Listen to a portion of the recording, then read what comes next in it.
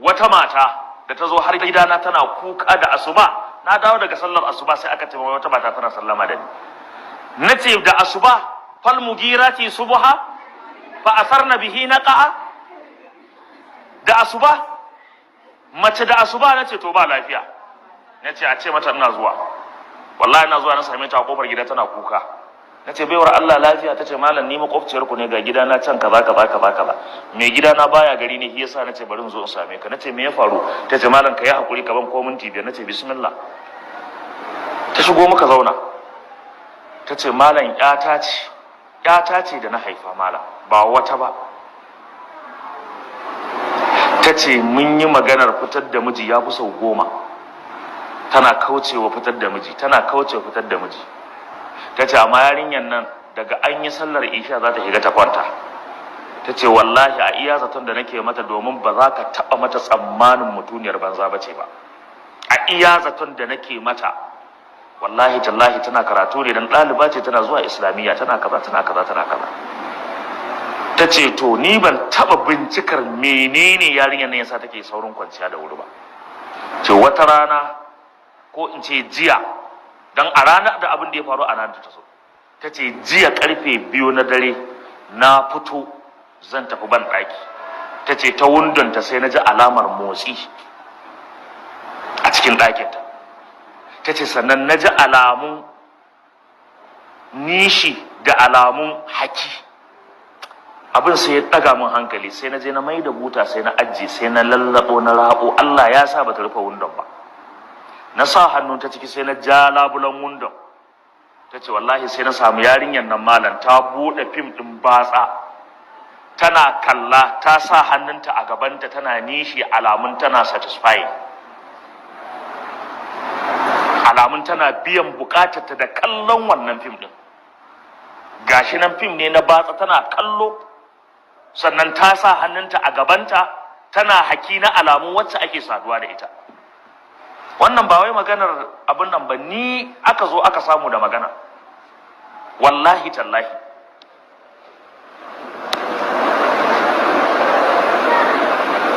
Ta ce hankali na ya tashi malam. Ta ce tun daga lokacin da na ga wannan abun na gagara ne bacci malam.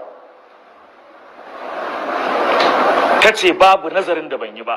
Ta ce babu irin maza na kirki da ba su fito neman yarinyar nan ba, taƙi. Ta ce ashe ga hanyar da take biya wa kanta bukata, mu ba mu sani ba.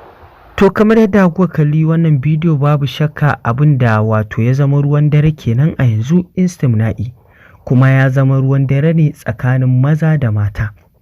Kaga mace tana biya wa kanta bukata ta hanyar amfani da wani sanda ko ɗan yatsanta ko dai wani abu makamancin haka, wanda za ta ringa turawa a gabanta har sai ta biya wa kanta bukata ta hanyar fito da maniyyi. Wanda wannan babbar illa ce, ko kuma ka ga wani namiji ya ringa wasa da gabansa har sai ya fitarwa da kansa da maniyyi domin ya ji daɗi. To wannan haramun ne a musulunci. Amma da fari ga abin da Malam Jafar ya ce akan wannan batu. Mutum ne ba shi da aure, sha'awa kuma ta dame shi, ya halatta ya rinka wasa da gabansa don maniyyi ya fito ko bai halatta ba? Abinda malamai ke kiransa da fiqhu al-istimna, wato yunkurin mutum ya fito wa kansa da mani daga jikinsa don ɗaukewa kansa sha'awa, wato ga wanda gauranci ya dame shi. Shin wannan ya halatta ko bai halatta ba?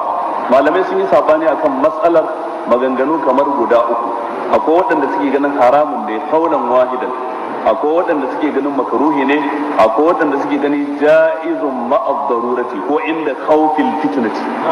Mutumin da sha'awa din ta dame shi yana jin tsoron in ba yayi hakan ba ya fitar da mani, to kila zai je fada cikin zina, to suka ce ya halatta yi. Haka waɗansu malamai suka ba da fitawa. Amma waɗanda suka ce haramun ne sun kafa hujja da faɗin Allah ta'ala, fa man ibtaga wara'a zalika fa ulaika humul adun. Waɗanda suka ce a'a ya halatta idan larura ta yi larura, yana jin tsoron kare fada cikin zina, sun ce az-darurat tubihul mahzurat. Maganar haramci dai gaskiya tana da ƙarfi sosai da sosai. Maganar ja'izanci akwai malaman da suka ce ja'izi ne, kamar in ban manta ba Imam Ahmad bin Hanbal ko Abu Hanifa. Imam Ahmad bin Hanbal kamar da Qurtubi ya kawo cikin tafsir suratul mu'minun kada aflaha al-mu'minun, yana maganan cewa dukkan wani abu da yake rara a jikin dan adam in bai fitar da shi bai kan zama masa cuta. Abincin da mutum ya ci aka ɗauki wanda jiki zai sarrafa ya amfana da shi, sauran da ya zama taki, lafiyar dan adam shine fitar da shi. Haka ruwan da mutum ya sha aka ɗebi wanda za a sarrafa shi cikin jiki, sauran da ya ragowa in ba an fitar da shi ba dan adam babu yadda za a samu lafiya. Duk abin da yake rara ne baya da wani amfani in ba a fitar da shi. To haka rarar mani ma in ba a fitar da shi ba to ana cikin matsala. Shi shine fatawarsa na bayar da cewa ja'izi ne, amma da yawa daga cikin malamai sun yi masa raddi. Ina jin kun sha jin faɗan kawai ina faɗan haramun kaudan wahida. Tunda tambayar ta mai su shi yasa kuma amsa ta dauki salo yau.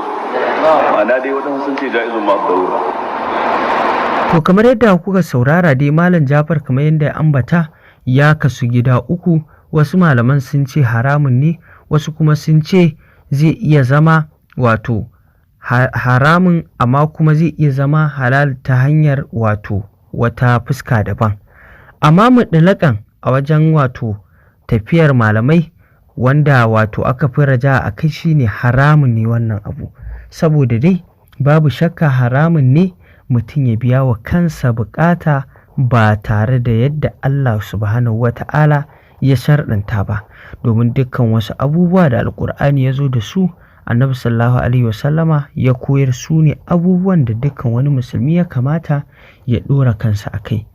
Ka zo ba ka da aure bai kamata ka ringa biya wa kanka bukata ba, saboda in kana haka auren ma za ka ji baka so, domin duk wanda kuma baya son aure to ya ƙi sunnar annabi sallallahu alaihi wasallama, kuma wanda ya ƙi sunnar annabi sallallahu alaihi wasallama baya tare da manzon Allah sallallahu alaihi wasallama.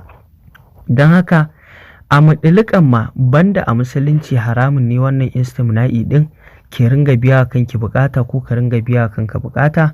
Haka zalika a lafiyar kanka ma likitoci sun yi bayani sosai na illar wannan istimna'i.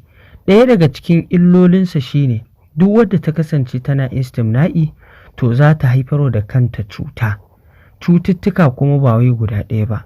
Da fari za ki kasance gabanki ya ringa wari, haka kurin ki rasa wanne irin wari ne, ko kuma gabanka ya ringa wari ka rasa me yake haifar da warin. Ko da za ka ringa amfani da turare ko ki amfani da turarruka za ki ji warin yana nan, saboda me wancan istimna'i. Sannan kuma haka zalika zai iya ya kashe miki gaba nan gaba. Sannan haka zalika zai zamanto ya sa miki cutar mantuwa, ki ringa mantuwa. To wannan kaɗan daga cikin wato masifar da istimna'i yake haifarwa, wanda a yanzu idan an ce za a zauna a karanto muku illolinsa sun fi guda 15, wanda kuma kowanne a yanzu haka idan aka faɗe shi in dai har kina yi to sai kin tabbatar da cewar 5 a ciki sun kama ki ko 3 daga ciki sun kama ki.